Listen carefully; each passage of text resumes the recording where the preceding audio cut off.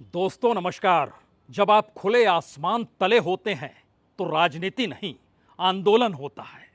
और आंदोलन बंद कमरों में नहीं बल्कि खुले आसमान तले लोगों के बीच होता है। इस देश में राजनीति भी क्या खुले आसमान तले लोगों के बीच आंदोलन की तर्ज पर की जा सकती है? मौजूदा वक्त की परिस्थितियां इस देश को परेशान कर रही होगी, क्योंकि इस देश के भीतर में बीते 10 बरस की राजनीतिक सत्ता जो प्रधानमंत्री मोदी की रही, उसमें लगातार यह देश अलग अलग राजनीतिक दलों के जरिए एक ऐसे आंदोलन को खोजते रहा जिस आंदोलन के जरिए भारतीय राजनीति में कोई बदलाव आ सके। लेकिन जब प्रधानमंत्री नरेंद्र मोदी सत्ता में आए, उसी वक्त अरविंद केजरीवाल भी दिल्ली से आंदोलन करके राजनीतिक सत्ता में आए। और आंदोलन इस देश के लिए एक ऐसी कहानी में तब्दील हो गया जिसके पीछे भागने की इच्छा इस देश में परिवर्तन करने वाले लोगों के बीच भी कम होती चली गई। क्योंकि एक तरफ अरविंद केजरीवाल दिल्ली की सत्ता पर और दूसरी तरफ नरेंद्र मोदी इस देश की सत्ता पर। और यह लड़ाई 2013, 14, 15 से जो देश के भीतर आंदोलन और राजनीति की शक्ल में शुरू हुई, क्या वो एक बार फिर से 2024 में नई करवट के साथ इस देश में परिवर्तन की दिशा की लहर को बहा सकती है? ये सवाल आज आपके सामने है। ये सवाल शायद इस देश के भी सामने है, क्योंकि इस देश में किसी भी राजनीतिक दल ने इतनी सफलता नहीं पाई, किसी भी राज्य के चुनाव में जितनी बड़ी सफलता आम आदमी पार्टी ने दिल्ली में पाली। कल्पना की जा सकती है कि 70 में से 67 सीट एक पार्टी जीत जाए, कांग्रेस का सुपड़ा साफ हो जाए, बीजेपी को सिर्फ 3 सीटें मिले और यह परिस्थिति दूसरे चुनाव में भी आ जाए। 70 में से 62 सीट आम आदमी पार्टी जीत जाए, 8 सीट बीजेपी को मिले, कांग्रेस का सुपड़ा साफ नजर आए। और इन परिस्थितियों के बीच इस देश में टकराते हुए प्रधानमंत्री मोदी के सामने खड़ा हुआ वह पूरा विपक्ष जो लोकसभा चुनाव के वक्त एकजुट भी हुआ, उसने नाम भी इंडिया दिया। लेकिन यह सवाल लगातार इस देश के भीतर गूंजता रहा, क्या यह देश एक किसी आंदोलन के लिए तैयार है, या फिर अरविंद केजरीवाल या कहीं अन्ना हजारे के जरिए दिल्ली में जो आंदोलन हुआ था और उस वक्त आम लोगों के बीच घूमते टहलते आम आदमी पार्टी के नेता से पहले जो इंडिया अगेंस्ट करप्शन के मार्फत चल रहे थे, वही राजनीति सत्ता तक उन्हें पहुंचा देगी? और यह सवाल इस दौर में इसलिए मौजूदा वक्त में बड़ा हो चला है क्योंकि उसी मुख्यमंत्री को हर किसी ने छोटी गाड़ी से एक बड़ी गाड़ी और गाड़ियों के काफिले के साथ गुजरते हुए देखा, छोटे से घर से निकलकर दिल्ली के मुख्यमंत्री के निवास को शीश महल में बदलते हुए देखा। इस दौर में आरोपों की फहरिस्त कमोवेश हर डिपार्टमेंट के साथ जुड़ती चली गई। नौकरशाहों के साथ मारपीट हो, तबादले हों, या फिर नौकरशाही और दिल्ली के विधायक या मुख्यमंत्री का आपस में टकराना हो। परिस्थितियां इतनी विकट क्या हो जाएगी इन 10 वर्षों में, जहां पर यह सवाल पैदा हो गया कि दरअसल अब केंद्र की सत्ता चाहती नहीं है कि दिल्ली में अरविंद केजरीवाल की सत्ता बची रहे। इसीलिए आरोपों की फहरिस्त में सत्येंद्र जैन जेल गए, इसी आरोपों की फहरिस्त में मनीष सिसोदिया जेल गए, इसी आरोपों की फहरिस्त में संजय सिंह जेल गए और इन्हीं आरोपों की फहरिस्त के चलते अरविंद केजरीवाल यानी दिल्ली के सीएम को भी जेल जाना पड़ा। एक एक करके सभी जेल से निकले, सत्येंद्र जैन वहीं पर है। लेकिन आरोपों की फहरिस्त में सीबीआई और ईडी इस देश में सबसे बड़े खलनायक के तौर पर उभरी। और सवाल दिल्ली का नहीं हुआ, पहली बार सवालों के केंद्र में केंद्र की सत्ता यानी मोदी सत्ता आकर खड़ी हो गई, जिसके सामने समूचा विपक्ष हाथ में हाथ मिलाकर खड़ा था। और यह सवाल इस देश में लगातार बड़ा होते चला जाता रहा कि दरअसल जिस राजनीति को नरेंद्र मोदी साधते हैं, जिस राजनीति को अमल में लाने का काम देश के गृह मंत्री अमित शाह करते हैं, क्या उनसे राजनीतिक तौर पर दो दो हाथ किए जा सकते हैं, या फिर अतीत के आंदोलनों को दोहराने की जरूरत आ पड़ी है? उस दौर को याद कीजिएगा तो हो सकता है आपको जंतर मंतर याद आए, हो सकता है आपको रामलीला मैदान याद आए, हो सकता है आपको दिल्ली से सटा हुआ एनसीआर का इलाका और वहां पर कौशाम्बी में एक छोटा सा घर, वह भी याद आए। वो दौर वाकई अलग था, ये दौर वाकई अलग है। उस दौर को मौजूदा दौर में कैसे लाया जाए?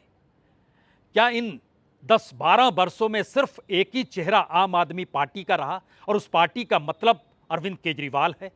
और अरविंद केजरीवाल के चेहरे को अगर आप गायब कर दीजिए तो आम आदमी पार्टी कहीं नहीं है। बावजूद इसके उस चेहरे के इर्द गिर्द विधायक छिटके नहीं, उस चेहरे के इर्द गिर्द उनका अपना कैडर छिटका नहीं, कार्यकर्ता जुटे रहे। और होते होते परिस्थितियां ऐसी आ गई कि चंडीगढ़ में चुनाव हुआ पार्षदों का और उसके बाद महापौर चुना गया, वहां पर भी आम आदमी पार्टी ने दखल दे दी। दिल्ली के भीतर म्युनिसिपल चुनाव हुए, वहां पर भी उसकी सत्ता लौट आई। लेकिन दूसरी तरफ कोई दूसरी पॉलिटिकल पार्टी नहीं, क्योंकि इस देश के भीतर में एक ही व्यक्ति के इर्द गिर्द समूची देश की राजनीति चल रही थी और वो नाम प्रधानमंत्री नरेंद्र मोदी का। आज प्रधानमंत्री नरेंद्र मोदी का जन्मदिन है, जिनकी ताकत 2014 के बाद से कैसी बढ़ती चली गई यह छुपा नहीं है। लेकिन आज सवाल इसलिए बड़ा है क्योंकि प्रधानमंत्री नरेंद्र मोदी के जन्मदिन के दिन दिल्ली के मुख्यमंत्री अरविंद केजरीवाल ने अपना इस्तीफा एलजी को सौंपकर एक ऐसा गिफ्ट दे दिया जो गिफ्ट गले की फांस बीजेपी के लिए बन गया, जो गले की फांस एलजी के लिए बन गया। क्योंकि अगर एक तरफ बीजेपी हो या आरएसएस हो, चेहरा एक ही है नरेंद्र मोदी का, तो दूसरी तरफ दिल्ली और आम आदमी पार्टी का जिक्र होगा तो चेहरा एक ही है, अरविंद केजरीवाल का। और अरविंद केजरीवाल अगर एक चेहरे के तौर पर राजनीतिक पहचान पाए हुए अपनी पार्टी के साथ क्षेत्रीय होते होते राष्ट्रीय पार्टी में तब्दील हो गए, अलग अलग जगहों पर राजनीतिक दखल देते हुए नजर आए, और जब उन्होंने ही पद छोड़ दिया तो अब एलजी की भूमिका क्या होगी? एलजी अभी तक दिल्ली के जिन मुद्दों को रोक रहे थे, एलजी के दफ्तर में 78 फाइलें पड़ी हुई हैं। दिल्ली के 14 डिपार्टमेंट से जुड़ी हुई 78 फाइलें, 6 और फाइलों का जिक्र कीजिएगा तो वो नौकरशाही से जुड़ी हुई फाइलें हैं जो एलजी के घर में पड़ी हुई है, ऑफिस में पड़ी हुई है या उनकी मेज पर पड़ी हुई है। और दिल्ली की सरकार कोई काम इसलिए नहीं कर पा रही है क्योंकि सुप्रीम कोर्ट ने जब यह कहा कि जनता ने आम आदमी पार्टी को चुना, अरविंद केजरीवाल को चुना, तो ताकत तो उन्हीं के पास रहनी चाहिए। लेकिन अगर संसद चाहती है कि पावर उनके पास नहीं रहे तो फिर वो बिल लेकर आ जाए और तमाम पावर जिसे सौंपना है सौंप दे। और एक क्षण, एक दिन का वक्त नहीं लगाया और देश के प्रधानमंत्री या कहें बीजेपी बिल लेकर आ गई संसद के भीतर, जहां सारे अधिकार एलजी को सौंप दिए गए। यानी दिल्ली के मुख्यमंत्री की ताकत एलजी के हाथों में है? जी नहीं। दरअसल अरविंद केजरीवाल के आंदोलन से राजनीतिक सत्ता को साधने की पूरी प्रक्रिया मौजूदा वक्त में राजनीतिक तौर पर एलजी के जरिए बीजेपी ने अपने हाथों में समेटी। और अब सवाल यह है कि जब आतिशी को मुख्यमंत्री के पद पर लाया गया है, शपथ उन्होंने अभी ली नहीं है, तारीख तय हुई नहीं है, लेकिन अब रणनीति बननी है कि एलजी की भूमिका दिल्ली के कामों को रोकने को लेकर या साथ चलकर आगे बढ़ाने को लेकर होने वाली है, या फिर जिस राजनीति को साधने का काम एलजी को केजरीवाल के समानांतर खड़ा कर और ज्यादा ताकत देकर जब उन्हें बड़ा किया गया, तो अब मौजूदा वक्त की राजनीति क्या कहेगी? क्योंकि अरविंद केजरीवाल खुले आसमान तले लोगों के बीच निकलने के लिए तैयार है और प्लान बहुत बड़ा है। उस प्लान पर हम आए उससे पहले नई मुख्यमंत्री आतिशी, जिन्होंने शपथ अभी ली नहीं है, लेकिन इसका एहसास करा दिया कि अरविंद केजरीवाल की राजनीति का मतलब है क्या, और उनके आंदोलन के दौर की परिस्थितियों से उनके मुख्यमंत्री बनने तक को लेकर दिल्ली की जनता अगर उनके साथ खड़ी हुई तो दोबारा वो परिस्थितियां दिल्ली के भीतर जीवित होने वाली है। ये संकेत आज आतिशी ने दे दी है।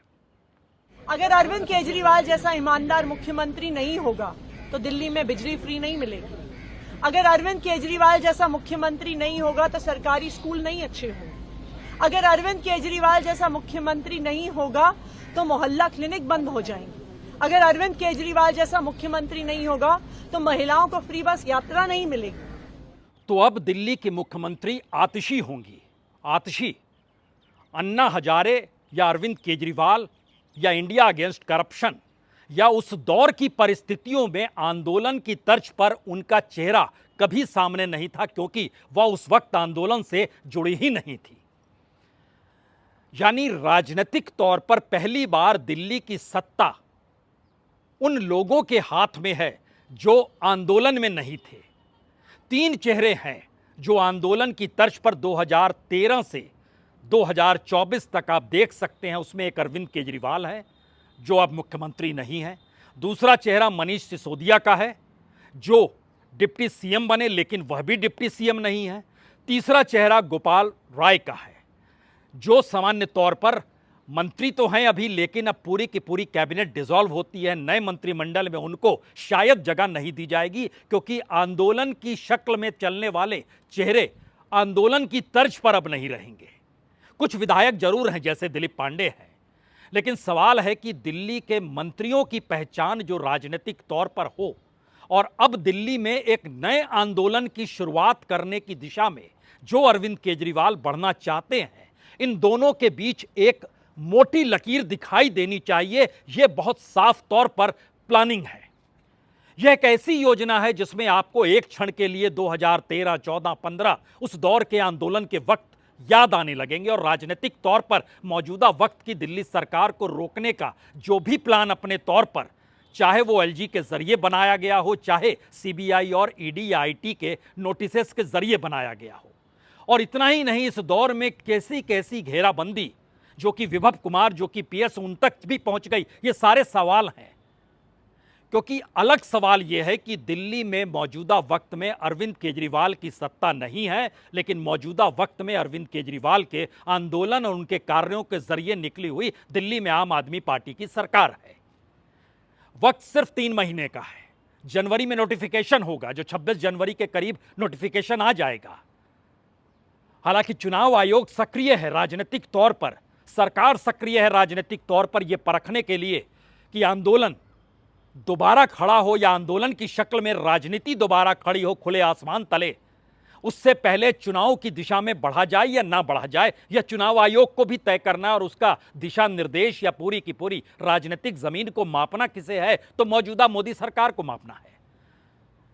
यानी इस दौर में राजनीतिक परिस्थितियों के विपरीत परिस्थिति एक झटके में अरविंद केजरीवाल ने बीजेपी सरकार के सामने लाकर रख दी। उनके पास ना कोई चेहरा है, ना नेताओं की वो कतार है, ना कैडर है, एमसीडी भी गंवा चुके हैं।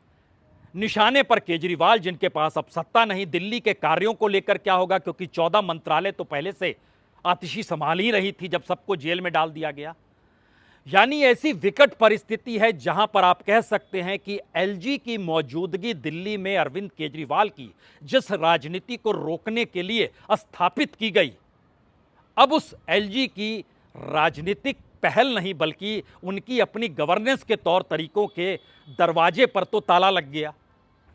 अब वो किसे साधेंगे, कैसे साधेंगे? आतिशी आई, पिछली बार चुनाव में कालका जी से जीती, इस बार मुख्यमंत्री बन गई।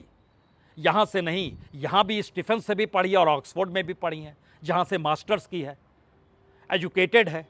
उनके साथ आप धर्म और जाति की राजनीति जोड़ नहीं सकते हैं, जिसके आश्रय आप कहें कि इसको जोड़ने का प्रयास किया गया, ऐसा भी कुछ नहीं है। तो ये एक ऐसी परिस्थिति पहली बार दिल्ली के इर्द गिर्द की उस राजनीति को घेर रही है या कटघरे में खड़ा कर रही है, जहां पर इससे पहले अलग अलग तरीके से केजरीवाल को घेरने के प्रयास जरूर हुए, लेकिन पहली बार कि अब खुद प्रधानमंत्री मोदी की राजनीति इस दायरे में आकर फंस गई। यह सवाल 3 लहजों में सबसे बड़ा है। पहला सवाल तो यह है कि दिल्ली के स्कूल, दिल्ली के अस्पताल, दिल्ली में फ्री बस सर्विस, दिल्ली में बुजुर्गों का ध्यान, दिल्ली में झोपड़पट्टियों के लिए राहत की व्यवस्था, दिल्ली के भीतर मिडिल क्लास का अरविंद केजरीवाल से दूर का रिश्ता बनाना, दूर हो जाना, और इन सब के बीच बीजेपी की अनूठी राजनीति के केंद्र में बीते 10 वर्षों से आम आदमी पार्टी नहीं, अरविंद केजरीवाल ही रहे। अरविंद केजरीवाल का नाम जब जब बीजेपी ने नहीं लिया, किसी ने समझा ही नहीं निशाना किस पर साधा जा रहा है।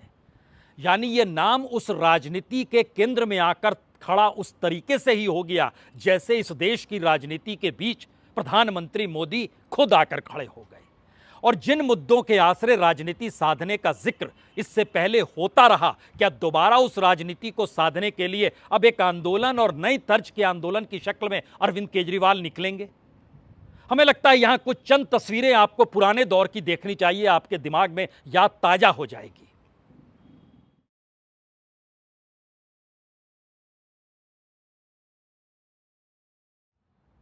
सच तो यह है कि इस देश में आम आदमी राजनेताओं से बड़ी घृणा करता है। पॉलिटिशियंस उसको अच्छे लगते नहीं हैं क्योंकि उसे पता है हर पॉलिटिशियन एक ही तर्ज का होता है। अरविंद केजरीवाल भी जब आंदोलन की शक्ल में राजनीति में बढ़ने की कदम बढ़ा रहे थे, उस वक्त उनके निशाने पर जो टॉप 15 नेता थे सभी कांग्रेस के थे। आज की तारीख में वो कांग्रेस के साथ खड़े हैं। उस दौर में जो भी करप्शन के चार्जर जिन भी नेताओं पर उन्होंने लगाए, आज की तारीख में वो साथ खड़े हैं।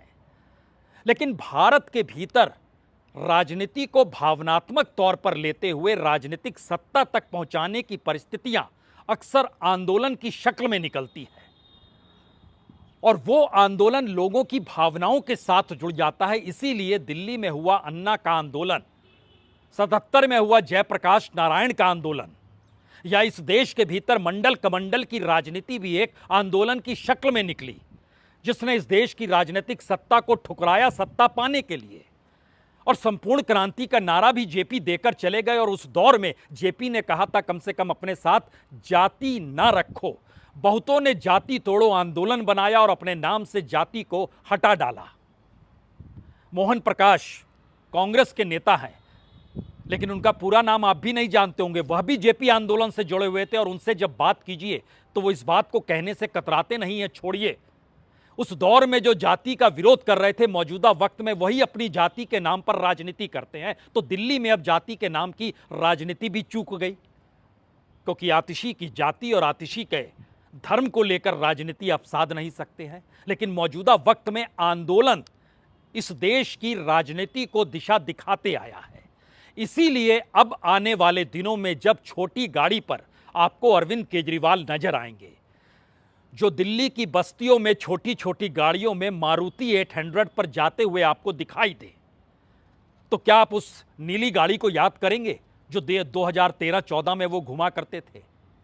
इस दौर में वो 2 कमरे के मकान में शिफ्ट करेंगे, क्या आपको याद आएगा कौशाम्बी का सरकारी घर या उसके बाद एक छोटे से घर में उनका शिफ्ट होना और उनका कहना मैं इसे शीश महल नहीं बनाऊंगा, मैं किसी शीश महल में ट्रांसफर नहीं होऊंगा? क्या आपको वो याद आएगा? या इस दौर में वो तमाम राजनीति फेल हो गई जो कहती रह गई कि जनता को हम क्या क्या देंगे?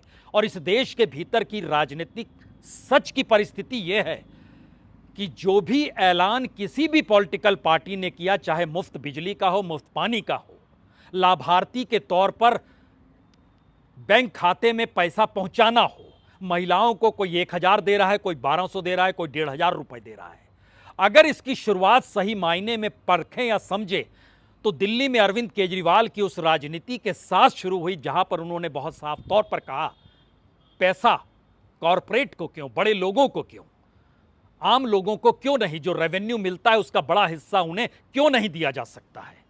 और इस राजनीति का कोई अंत नहीं था और यह धीरे धीरे इस देश के लोगों की नसों में दौड़ने लगा।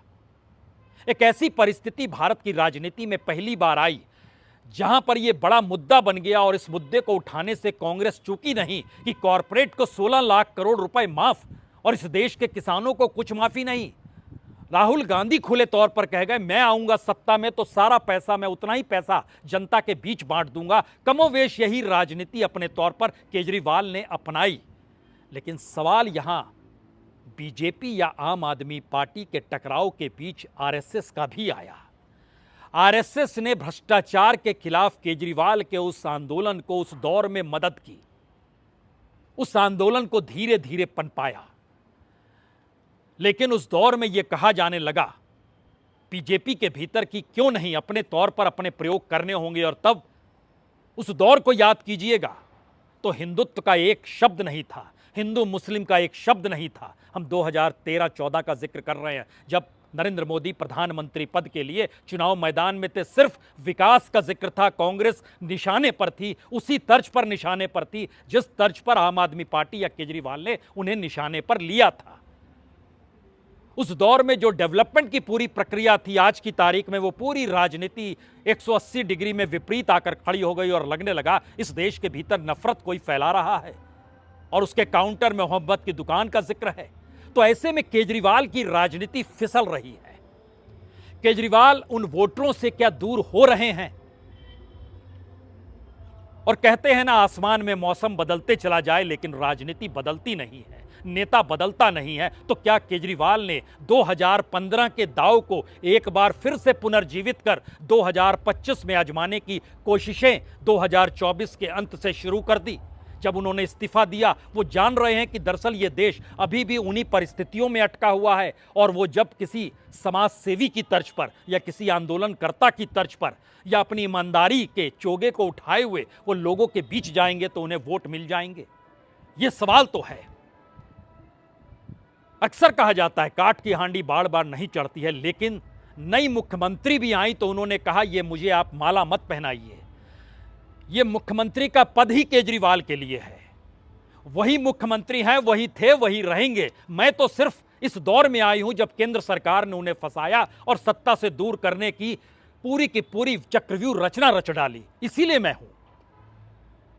मेरा अपने सभी कार्यकर्ताओं से, सभी विधायक साथियों से, दिल्ली के लोगों से बस एक ही अनुरोध है, आप में से कोई मुझे बधाई मत दीजिएगा, आप में से कोई मुझे माला मत पहनाइएगा, क्योंकि मेरे लिए और मुझे लगता है सभी दिल्ली वालों के लिए ये एक बहुत दुख की घड़ी है कि दिल्ली के चहेते मुख्यमंत्री को आज इस्तीफा दिया है।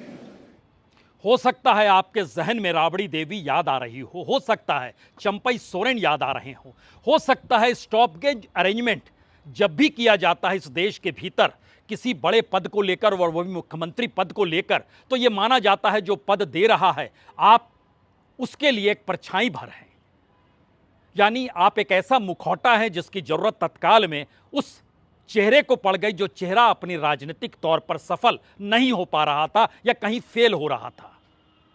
5 सवाल सबसे बड़े मौजूदा वक्त में दिल्ली की सियासत और केजरीवाल की राजनीति के इर्द गिर्द रेंग रहे हैं। पहला सवाल सबसे बड़ा सवाल है, क्या वाकई 2013-14 10 बरस बाद की राजनीति 15 में सत्ता में आए और उसके बाद आज की स्थिति 2025 की स्थिति, क्या उस दौर की परिस्थितियों को दिल्ली की जनता उसी चश्मे से केजरीवाल को देखने के लिए तैयार है या नहीं है? और शायद यही वो परीक्षण है जिसमें केजरीवाल ये बोलकर निकले कि आप मुझे चुनेंगे तो मैं मुख्यमंत्री बनूंगा, मुझे नहीं चुनेंगे तो नहीं बनूंगा। और इसी से जुड़ा हुआ दूसरा सवाल है, अगर वाकई दिल्ली की जनता ने नहीं चुना तो क्या भारत के भीतर एक ऐसे आंदोलन की राजनीतिक सत्ता तक पहुंचने के बाद यह इस दौर का सबसे डरावना दौर आम आदमी पार्टी के लिए है, जहां पर उसके हक में वोट नहीं गए तो एक झटके में इस देश की राष्ट्रीय पार्टी ठीक उसी तर्ज पर जैसे मायावती रही, मायावती भी राष्ट्रीय पार्टी के तौर पर मान्यता पा चुकी है। इस देश के भीतर कमोवेश हर राज्य में उनके वोटर हैं, हरियाणा में भी 4% वोटर हैं। एक सीट नहीं मिली तो क्या हुआ? उत्तर प्रदेश में मुख्यमंत्री रह चुकी हैं, कई बार रह चुकी हैं। लेकिन आज की तारीख में भारत की बदलती जातीय राजनीति की समीकरण में ही वो फिट नहीं बैठ पाई, जबकि जाति की राजनीति और दलितों के सवालों को लेकर वो खड़ी हुई थी। और इस दौर में भारत के भीतर पहली बार कोई इस देश के मिडिल क्लास, झोपड़पट्टी, गरीबों और उसके साथ गवर्नेंस का जिक्र करते हुए इस बात को कहने से चूक नहीं रहा था कि दरअसल रेवेन्यू का पैसा जो है फ्री में बांटा जा सकता है और ये पॉलिसी के तहत निर्धारित दिल्ली की सरकार में किया गया, उस पर भी फैसला इसी दौर में होना है। ये सही है या नहीं है? अगर केजरीवाल सही नहीं है तो फिर 80 करोड़ लोगों को 5 किलो अनाज बांटकर जो इस दौर में प्रधानमंत्री गरीब कल्याण योजना चला रहे हैं और 53 करोड़ 53 करोड़ लाभार्थी हैं बीजेपी के, तो क्या 2024 भी उनके लिए आखिरी वक्त है बतौर प्रधानमंत्री? क्योंकि देश ये नहीं चाहता है, उसका परीक्षण भी दिल्ली के भीतर ही होना है और फरवरी के महीने में ही होना है। 26 फरवरी तक नई सरकार दिल्ली में बन जानी है, जो जीतेगा। चौथा सवाल, इस दौर में जो भी जेल प्रकरण रहा या सीबीआई या ईडी प्रकरण रहा या फिर सुप्रीम कोर्ट की भूमिका रही या निचली अदालतों की भूमिका रही या हाईकोर्ट की भूमिका रही, क्या पहली बार दिल्ली अपने चुनाव के जरिए यह तय करेगा कि दरअसल पूरी भूमिका नौकरशाही की, ब्यूरोक्रेसी की, मीडिया की, सेंट्रल गवर्नमेंट के गवर्नेंस के तौर तरीकों की, यह सही है या नहीं है? यह भी अरविंद केजरीवाल के साथ दिल्ली के चुनाव में जुड़ जाएगा। पांचवां सवाल, जो सबसे बड़ा सवाल है, हर दौर में भारत के भीतर की जनता एक नायक को खोजती है। वो नायक, उसके भीतर के तत्व कहीं ना कहीं महात्मा गांधी की तर्ज पर होते हैं।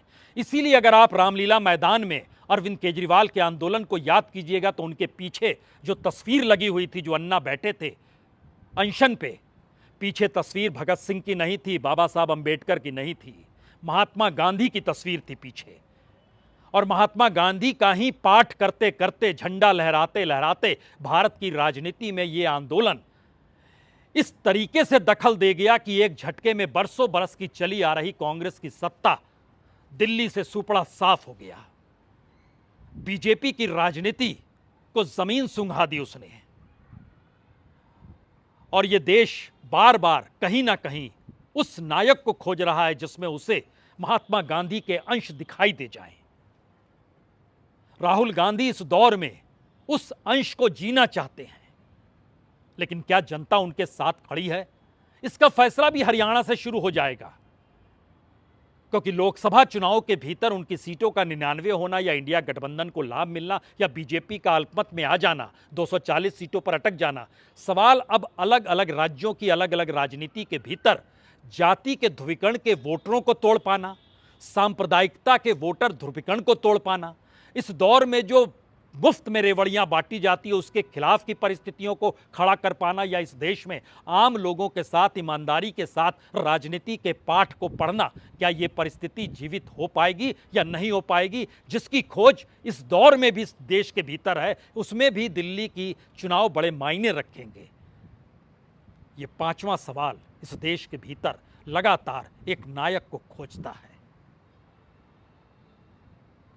और आखिरी बात तो यही है कि बीते 10 बरस की राजनीतिक पाठ जो एलजी के जरिए पढ़ा गया, पढ़ाया गया, वहां पर ताला लग गया। लेकिन यह कल्पना जन्मदिन के दिन प्रधानमंत्री मोदी ने नहीं की होगी, जब वो अपने जन्मदिन को आज भी भावनात्मक तौर पर अपनी मां के साथ जोड़ने से कतराते नहीं हैं।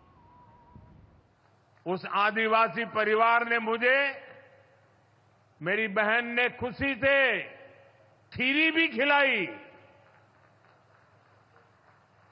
और जब मैं खीरी खा रहा था तो स्वाभाविक था कि मुझे मेरी मां की याद आना,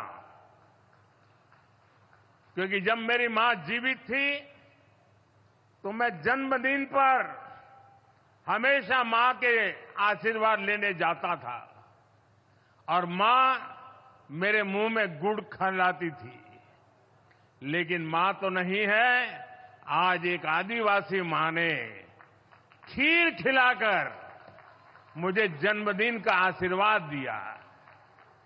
वाकई बहुत खास दिन है आज का, और इस खास दिन के मौके पर आखिर में सिर्फ एक बात याद रख लीजिए, इस देश में कितने नेता आए, कितने नेता चले गए, कितने नेताओं ने जनता के साथ दगाबाजी की, कितने नेता आंदोलन से निकलकर राजनीतिक सत्ता को पा गए और राजनीतिक सत्ता पर बने रहने की ही मशक्कत में उन्होंने अपनी पूरी राजनीति को बदल डाला। क्या अरविंद केजरीवाल का ये दांव खुद को सत्ता में बनाए रखने के लिए है, या जनता के साथ खड़े होकर जनता के संघर्ष में उसके लिए एक बेहतर जीवन देने के लिए है? शायद असल परीक्षा इस देश में हर नायक की इसी बात को लेकर हो रही है, चाहे वह राहुल गांधी हो, चाहे वह प्रधानमंत्री नरेंद्र मोदी हो, और चाहे आज अरविंद केजरीवाल ही क्यों ना हो। बहुत बहुत शुक्रिया, बहुत बहुत शुक्रिया।